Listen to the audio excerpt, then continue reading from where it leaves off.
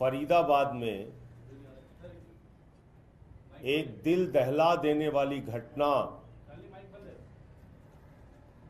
घटित हुई, जिसमें गौ रक्षा के नाम पर इंसान की हत्या की जा रही है, मानवता की हत्या की जा रही है। गौ रक्षा के नाम पर आतंक फैलाया जा रहा है। ये कौन है जो गाय की रक्षा के ठेकेदार बने हुए हैं? ये कौन लोग हैं जो धर्म के ठेकेदार बने हुए हैं? किसने इनको गाय की रक्षा और हिंदू धर्म की रक्षा की ठेकेदारी दी है? देश के प्रधानमंत्री ऐसे तमाम मामलों में एक शब्द नहीं बोलते। भारतीय जनता पार्टी ऐसी हत्याओं पर खामोश रहती है। हरियाणा की सरकार ऐसी हत्याओं पर खामोश रहती है। इसका मतलब हरियाणा की सरकार इन हत्याओं को प्रायोजित कर रही है, इन हत्याओं को संरक्षण दे रही है। इन हिंसक कार्रवाइयों के पीछे हरियाणा की सरकार है, उनके संरक्षण में सब कुछ हो रहा है।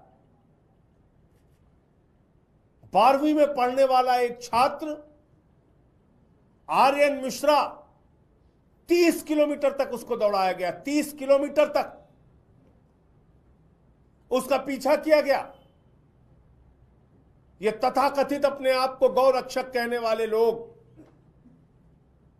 जो भारतीय जनता पार्टी और हरियाणा सरकार के संरक्षण में काम कर रहे हैं, और उसके बाद उसको पीट पीट के मार डाला। और ये कोई पहला मामला नहीं है। बंगाल के गरीब मजदूर को गुड़गांव में पीट पीट के मार डाला।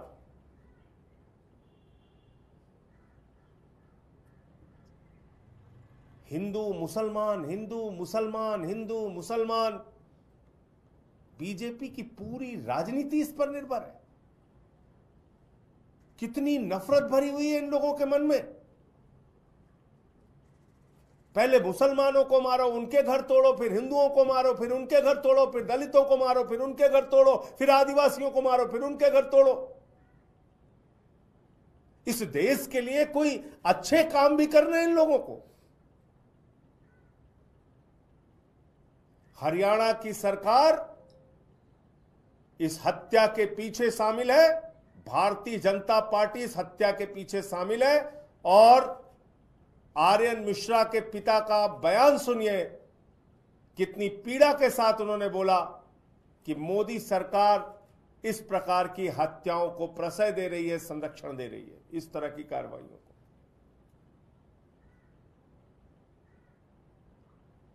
बुलडोजर संस्कृति चल रही देश में।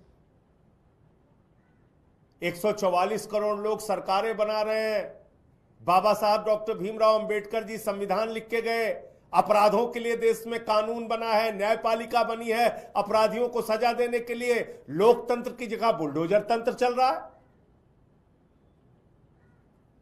अभी एक बड़ी सख्त टिप्पणी न्यायपालिका की सुप्रीम कोर्ट की बुलडोजर के बारे में आई है। अपराध है, आप धारा के अलग अलग धाराएं हैं, उसमें आप मुकदमा दर्ज कीजिए, कार्रवाई कीजिए, सजा दिलाइए। किसी के घर पे बुलडोजर कैसे आप चला सकते हैं? और मैं बार बार कहता हूं कि बुलडोजर किसी का सगा नहीं है। यह बहुत बेवफा है बुलडोजर। यह कभी छतरपुर के मध्य प्रदेश में मुसलमान के घर पे चलता है तो भाजपाई लड्डू बांटते हैं, खुशी मनाते हैं, ए बुलडोजर चल गया, मुसलमान का घर जमींदोज हो गया। फिर काशी में चलता है, हमारे पुरातन मंदिरों पे चलता है। 300 से ज्यादा मंदिर तोड़े गए काशी के अंदर, मैं पूरी जिम्मेदारी से बात कह रहा हूं। 300 से ज्यादा इन्हीं भाजपाइयों के द्वारा बुलडोजर चला चला के वहां लोगों के घर तोड़े गए। उससे चैन नहीं मिला तो श्री राम की नगरी अयोध्या पहुंच गए। अयोध्या में 4000 घर लोगों के तोड़े, 4000 घर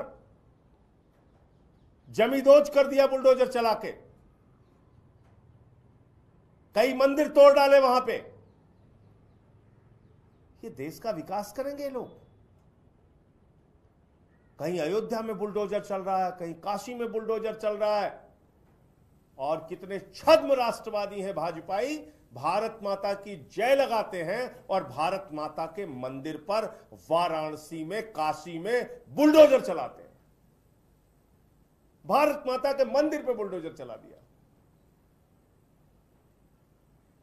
नोएडा में एक त्यागी के घर पे बुलडोजर चलाया, बदले में फिर जिन लोगों ने आरोप लगाया था उनके घर पे बुलडोजर चलाया। तो क्या बुलडोजर से भला होने वाला है इस देश के लोगों का?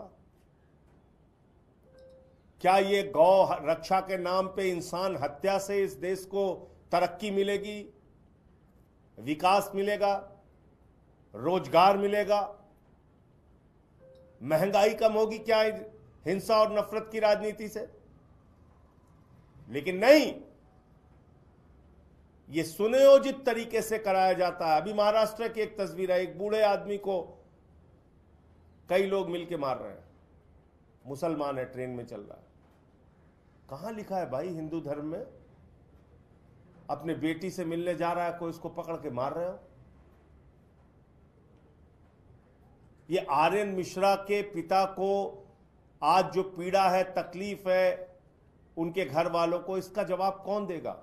इसकी भरपाई कौन करेगा? नरेंद्र मोदी कि नायब सिंह सैनी, हरियाणा की सरकार या बीजेपी? कौन करेगा? तो इसलिए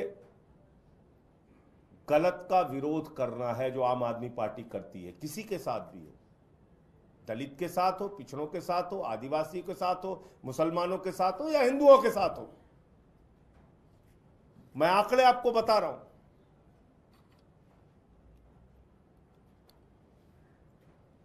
और इससे आपको अंदाजा लग जाएगा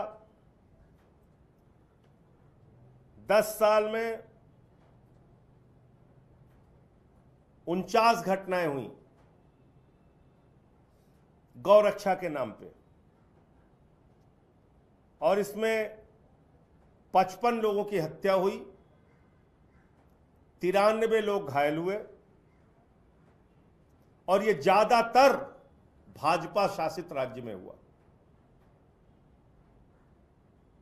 2014 से 2022 तक 172, इतना ही आंकड़ा मिल पाया, उसके बाद के आंकड़े नहीं है, मॉब लिंचिंग के मामले हुए। और इसमें 21 हिंदू मारे गए और 21 हिंदू घायल हुए। 6 दलित मारे गए, 42 घायल हुए, मुसलमान मारे गए।